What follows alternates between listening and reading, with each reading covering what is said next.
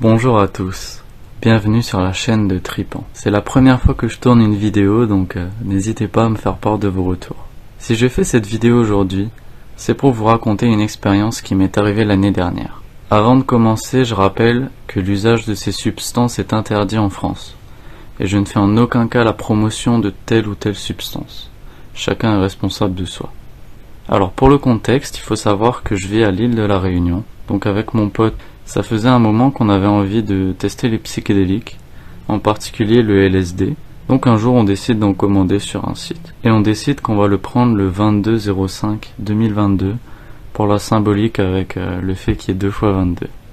Pour le set and setting, on s'était appelé les soirs de la semaine avant le trip, histoire de méditer et de parler des raisons pour lesquelles on voulait faire ce trip. Pour l'endroit, on a fait ça chez lui. Le grand jour arrive et on décide qu'on va prendre un buvard de 150 microgrammes chacun. On se pose dans son jardin avec 2 grandes serviettes remplies de motifs colorés, de l'encens et des statuettes de Bouddha. Après avoir pris nos buvards, on décide d'aller dans la forêt derrière son jardin en attendant la montée. 1 heure s'écoule et on décide de retourner au jardin. Diego commence à ressentir des effets. Il me raconte qu'il voit qu'il y avait des changements de couleur au niveau des teintes, des objets. Je décide de prendre la moitié d'un autre buvard 2 heures plus tard, ce qui m'emmène en tout à 225 microgrammes. Alors attention, je rappelle que j'étais bien renseigné avant de faire ça, je vous déconseille de redoser, surtout si c'est la première fois que vous faites ça. Donc on retourne dans la forêt, et là, le trip commence. Je m'arrête net. J'ai un bond d'énergie, je me mets à sautiller. Je regarde un coin de la forêt et là tout mon champ de vision était en 2D. Là on voit le chien du voisin, je le caresse et son pelage est vraiment doux. Il veut jouer avec nous, du coup on l'excite, saute autour de lui et là d'un coup il me mord.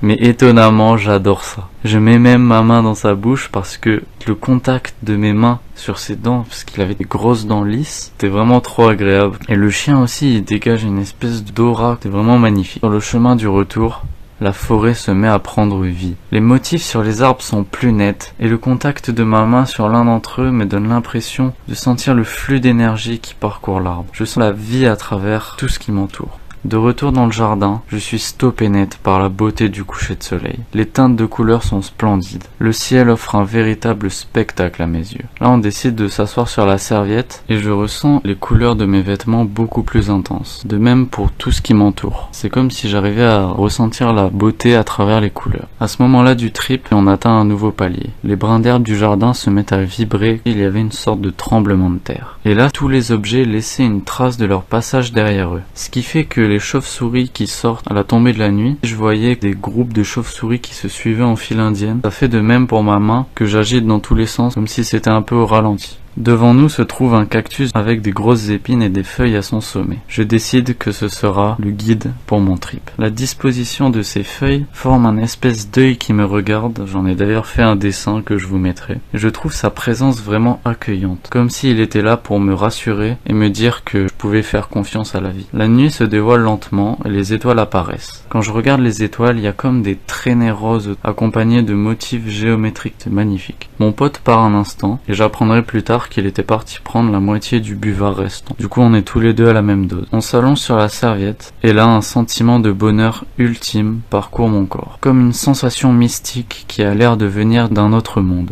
Je regarde mon pote et à la place de son visage, je vois un tourbillon. À cet instant on peut communiquer par télépathie. Mais ce n'est pas qu'une impression. Nos âmes ont littéralement fusionné. On se relève et c'est la révélation. On comprend la vie. On réalise que le but même de celle-ci est d'apprécier chaque seconde, vivre pleinement dans l'instant présent. On se fait un câlin. Et la pelouse du jardin semble être un tapis de formes géométriques complexes, colorées, qui change continuellement quand on se déplace dessus. On décide de ranger la serviette. De loin, je vois comme si les lumières de la terrasse étaient vibrantes. Elles dégagent une espèce d'énergie instable.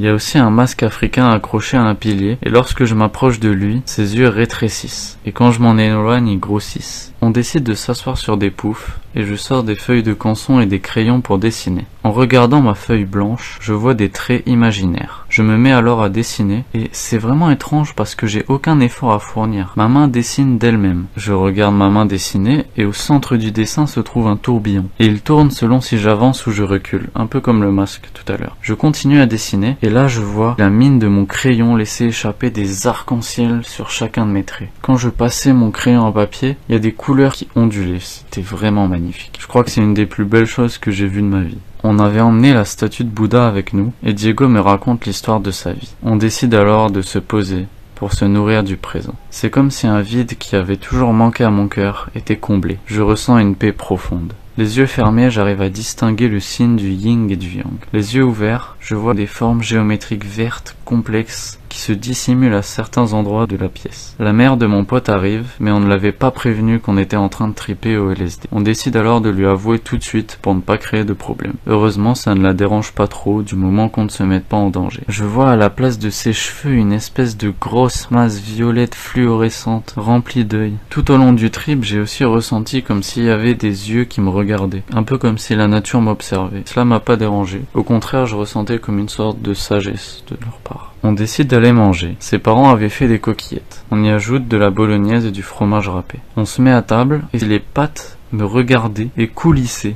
Elles étaient en train de fuir ma fourchette, j'arrivais pas à les attraper. On appelle des potes à nous en soirée. On n'est pas du tout dans le même mood, mais ça fait quand même plaisir de les voir. Je me lève pour aller déposer mon assiette. Ses parents étaient en train de regarder un épisode de Big Bang Theory dans le salon. Et là, d'un coup, c'est comme si le corps d'un des personnages se transforme en ptérodactyle. L'hallucination est tellement réelle que j'ai du mal à savoir si ce que j'ai vu est vrai ou si c'était le fruit de mon imagination. On s'assoit pour écouter un peu de musique, et là son père me propose de me ramener chez moi. J'habite à quelques minutes en voiture. Une fois arrivé chez moi, je me pose dehors sur un transat. J'ai encore quelques hallucinations, mais ça reste léger, on est en train de s'approcher de la fin du trip. Je me pose pour regarder les étoiles, et un sentiment profond de paix me traverse. Je ressens un sincère amour pour le monde et pour moi. J'ai l'impression d'être devenu Bouddha. Les étoiles sont splendides. Des traces de bleu parcourent le ciel nocturne. L'univers me rassure et me dit que tout va s'arranger à présent. J'ai envie de reprendre contact avec la société, donc je décide d'ouvrir Instagram. Je ressens vraiment un amour envers tous les humains et je suis heureux de vivre sur cette planète. Là, on arrive à une partie du trip où ça a un petit peu dérapé. Diego m'appelle en FaceTime et je le vois couler une douille de bang. On débriefe un peu sur notre trip et là, tout à coup, il panique. L'ambiance change complètement. J'ai comme une montée d'anxiété. Heureusement, j'arrive à m'en détacher, mais pas lui. J'essaie de l'aider à se calmer en vain, je raccroche. Je me dis que c'est peut-être moi qui lui ai fait peur parce que j'étais dans le noir et on voyait que mes dents. Je change d'endroit pour aller m'asseoir sur le canapé et là je commence à devenir un peu parano. J'ai l'impression que le fait que je lui ai fait peur, il va vouloir venir se venger, que son père va venir me tuer avec des couteaux. Enfin vraiment je rentre dans une espèce de parano. Heureusement ça dure pas longtemps et il y a deux mots qui m'ont aidé à surmonter ces pensées, c'est les mots acceptation et reconnaissance. Je me rattache aussi au fait que le jour va bientôt se lever. Je suis toujours assis sur mon canapé et mon chat vient dormir sur mes genoux, puis ensuite ma chienne. Ça m'a beaucoup apaisé parce que j'ai pu comprendre à quel point les humains étaient importants aux yeux des animaux de compagnie. Vers 6h du matin, je me rappelle que j'ai un matelas dans mon sous-sol et je peux y accéder, du coup je descends avec ma chienne pour essayer de me reposer un peu, mais impossible de dormir. Le jour se lève et je croise mon père. Le simple fait de discuter avec lui est très apaisant. Je prends conscience de l'importance d'entretenir de bonnes relations avec sa famille.